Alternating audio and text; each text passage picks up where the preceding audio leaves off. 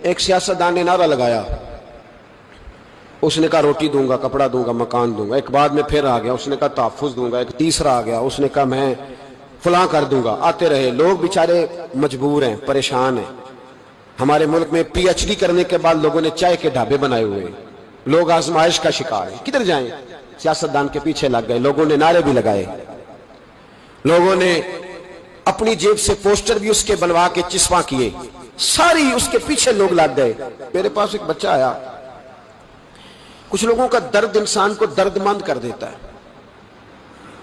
MBA اس بچے کی تعلیم، بڑا قابل نوجوان، اور لب و لہجے میں بڑی شائستگی، گفتگو میں بڑا دھیما پن، لگتا ہے کہ تعلیم نے اثر دکھایا ہے، لفظوں کے گورکھ دھندے میں نہیں رہا، اس نے کچھ سیکھا بھی ہے کتابوں سے۔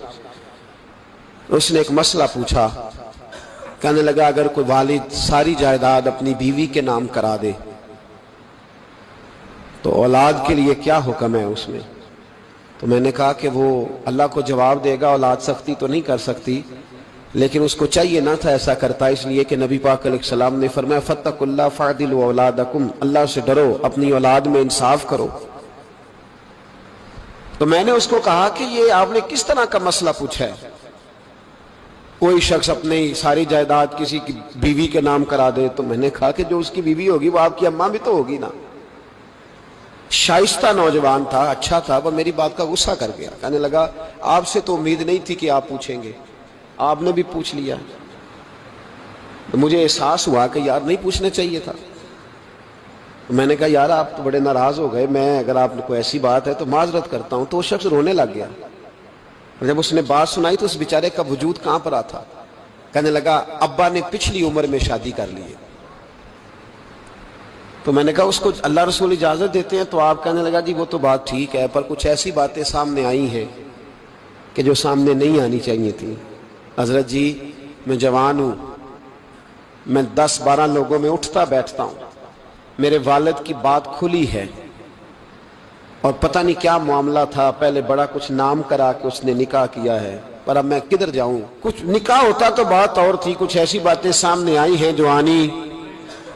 میں نے اس سے معذرت بھی کی، اسے تسلی بھی دی، اور جو میرے سے ممکن ہو سکتا تھا میں نے اس کو کہا۔ لیکن اس نوجوان کے جانے کے بعد اس کے رستوں کو بھی میں دیکھتا رہا، تو میں سوچنے لگ گیا یار دنیا میں ہمارا راز کھل جائے تو اتنا مشکل ہو جاتا ہے، تو جب قیامت میں راز کھلے گا؟ دنیا میں دیکھیں نا، ہمارے ہاں لوگ اگر برا جانتے بھی ہیں تو وہ الا ماشاءاللہ معاذ اللہ غیبت کرتے ہیں، سامنے آ کے بات۔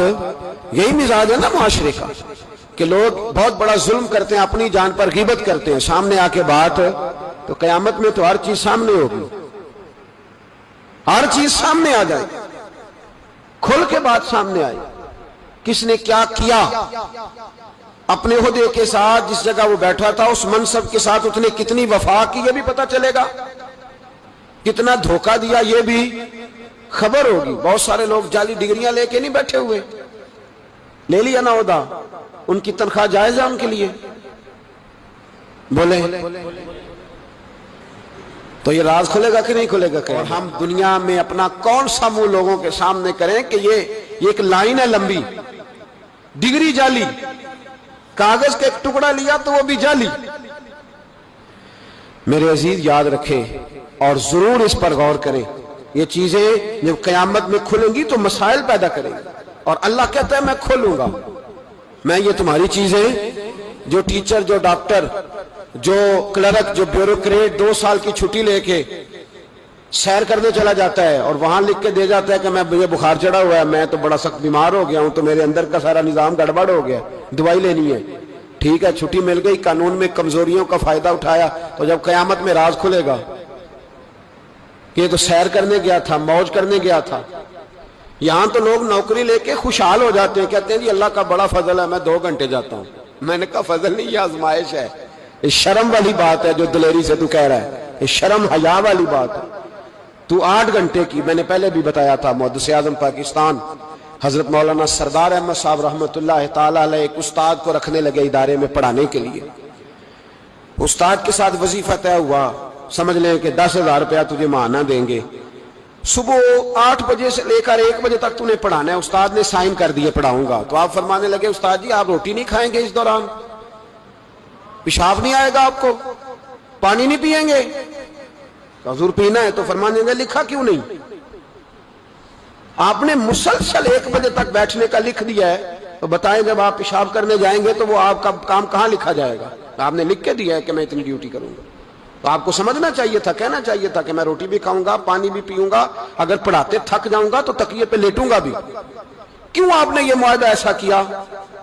وہ شخص کہنے لگے حضور آپ میری رہنمائی فرمائیں۔ فرمایا یہاں لکھو کہ میں مسلسل، تو کسی بندے کی پہنچ ہی نہیں ہے کہ وہ اتنا بیٹھ سکے۔ تو ہمارے ہاں جب یہ چیزیں قیامت میں کھلیں گی تو کیا بنے گا؟ آج راز کھلتا ہے تو آزمائش کھڑی ہو جاتی، وظائفتیں کر کر کے لوگ تھک جاتے ہیں، جب قیامت میں راز کھلے گا۔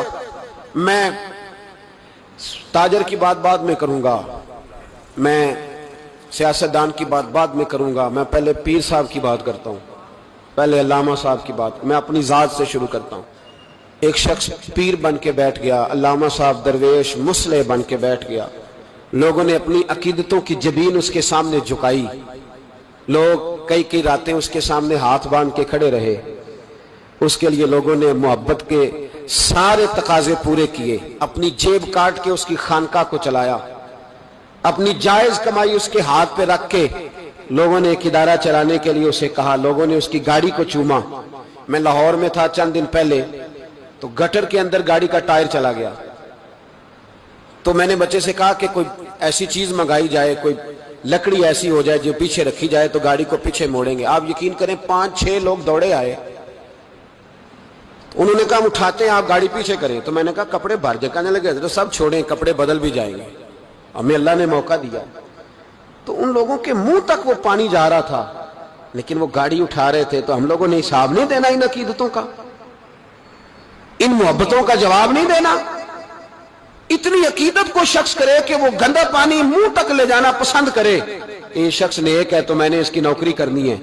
تو اگر وہ شخص جھوٹا ہو، اگر وہ شخص بنا ہوا ہو، اگر وہ اپنا قد اونچا کرنے کے لیے مذہب کا نام استعمال کر رہا ہو، مذہب اس کا مشن نہ ہو، بلکہ مذہب پیسے کمانے کے لیے اس نے اختیار کیا ہو، دولت کٹھی کرنے کے لیے، تو آج تو چلو ٹھیک ہے، لوگ بیچارے عقیدتوں اور محبتوں کا خراج دیتے رہیں گے، لیکن وَحُصِّلَ مَا فِي الصُّدُورِ، جب قیامت میں پردہ کھلے گا، قیامت میں پردہ کھلے گا۔ میں نے کہا تھا کچھ جمعے پہلے، پھر بات دہراتا ہوں، ایک درویش شخص ہیں، وہ کہتے ہیں میں زندگی میں کبھی نہیں کام پا، پر ایک طوائف مجھ پہ راشا طاری کر گئی، طوائف، کہتے ہیں میں نے جبہ کبہ پہنا تھا، طوائف میرے پاس سے گزر رہی تھی، تو میں نے اس کو کہا کہ بچے باز آ جا، اللہ اللہ کیا کر، چھوڑ دے۔ تو اس نے نقاب آگے کر لیا، کہنے لگی بابا میں تو آپ کی بات پر عمل کروں گی، پر ایک جملہ کہنے کی اجازت ہے؟ تو میں نے کہا بیٹی کہہ لو۔ تو کہنے لگی بابا میں تو جو نظر آ رہی ہوں نا وہی ہوں، جو نظر آتی ہوں وہی کہلاتی ہوں، تو بتا تو جو کہلاتا ہے وہ جو نظر آتا ہے وہی کہلاتا ہے کہ کچھ اور بھی ہے؟ تو کہلاتا کچھ ہے اور بنا ہوا ہے کچھ اور، تو بھی دیکھ کے تو وہی ہے جو تو کہلاتا ہے۔ کیا حساب نہیں دینا لوگوں نے؟